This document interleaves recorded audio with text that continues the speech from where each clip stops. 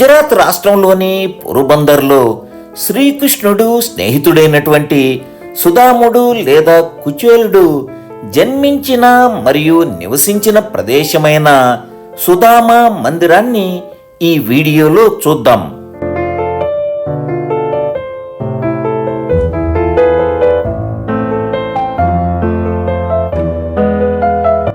పోర్బందర్లోని మహాత్మా గాంధీజీ జన్మించిన ఇంటి నుండి అర్ధ కిలోమీటర్ల దూరంలోనే సుదామ మందిరం ఉంటుంది.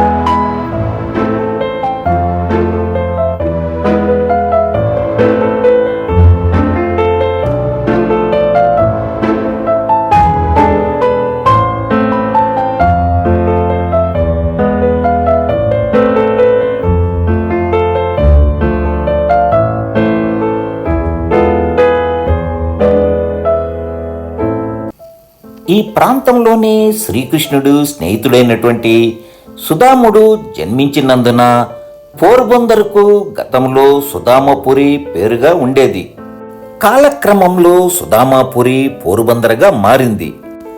సుదాముడు లేదా కుచేలుడు జన్మించినటువంటి ఈ ప్రాంతంలో 12 మరియు 13వ శతాబ్దం వరకు చిన్న గుడిగానే ఉండేది. పోర్బందర్ రాజైనటువంటి బావసిన్హాజీ ఈ మందిరాన్ని అభివృద్ధి చేశారు.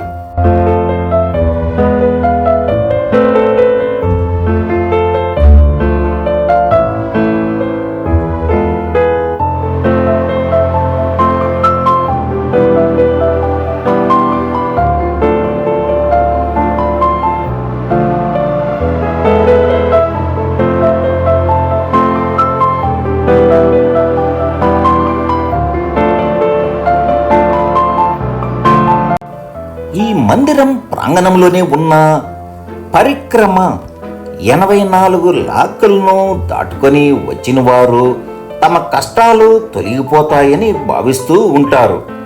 ప్రచారంలో ఉన్న శ్రీకృష్ణుడు సుదాముడు స్నేహం కథను గురించి కూడా తెలుసుకుందాం. శ్రీకృష్ణుడు సుదాముడు సహచరులు మరియు సందీపని మహర్షి ఆశ్రమంలో ఇద్దరూ కలిసి విద్యను అభ్యసించారు. అల్పాదాయ కుటుంబం నుండి వచ్చిన పేద బ్రాహ్మణుడైనటువంటి సుదాముడికి శ్రీకృష్ణుడికి విద్యాభ్యాసంలో వారి స్నేహం మరింత బాగా పెరిగింది.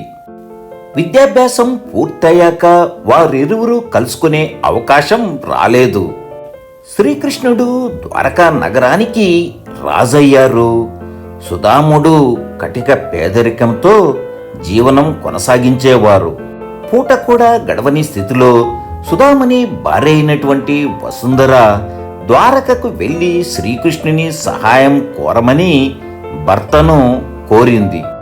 స్నేహితుణ్ణి సహాయం కోరడం ఇష్టం లేకపోయినా భార్య పదే పదే అభ్యర్థించడంతో తప్పనిసరి పరిస్థితుల్లో ద్వారకాకు ప్రయాణం అయ్యారు. ఇక్కడ నుండి 105 కిలోమీటర్ల దూరంలో ఉన్న ద్వారకా నగరానికి చేరుకొని శ్రీకృష్ణుణ్ణి కలవాలని వారి స్నేహితుడు వచ్చారని సమాచారం ఇవ్వాలని ద్వారపాలకులను కోరగా ద్వారపాలకులు చిరిగిన బట్టలతో ఉన్నటువంటి సుదాముణ్ణి చూసి ఎగతాళి చేశారు. పదే పదే అభ్యర్థించడంతో తప్పనిసరి పరిస్థితుల్లో సమాచారం శ్రీకృష్ణునికి చేరింది. సమాచారం తెలియగానే శ్రీకృష్ణుడు మందిరం నుండి గేటు బయటకు వచ్చి తన మిత్రుడైనటువంటి సుదాముణ్ణి ఆలింగనం చేసుకొని స్వాగతం పలకాలని ద్వారపాలకులను ఆదేశించారు. స్వాగత సత్కారాలు పూర్తయ్యాక రాత్రి భోజనం కూడా అక్కడే చేసి రాత్రిపూట బాల్యం నాటి అనేక కబుర్లు చెప్పుకున్నారు. తన స్నేహితుడైనటువంటి శ్రీకృష్ణుని చూశాను, తరించాను, అదే నాకు సంతృప్తి కలిగిందని, తన రాకకు కారణమైనటువంటి అంశాన్ని శ్రీకృష్ణుడు అడిగినప్పటికీ చెప్పకుండానే ప్రయాణం అయ్యారు. తన వదిన గారు నాకు ఏదో ఒక బహుమతి పంపిందిగా, అది ఇవ్వమని కోరడంతో తన ఇంటి నుండి తెచ్చిన పచ్చి బియ్యం దక్షిణాది రాష్ట్రాల్లో అటుకలుగా అంటారు.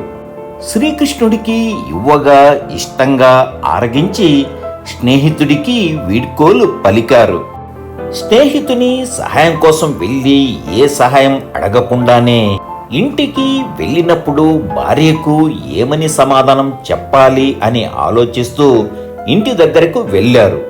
ఆశ్చర్యకరంగా తన పూరిల్లు స్థానంలో పెద్ద భవనము, ధనము నగలతో భార్య పిల్లలు ఎదురవడంతో శ్రీకృష్ణ సహాయం అడగకపోయినా ఈ పేద స్నేహితుణ్ణి ఆదుకున్నావా అంటూ జీవితాంతం శ్రీకృష్ణుడికి కృతజ్ఞత పూర్వకంగానే ఉన్నారు.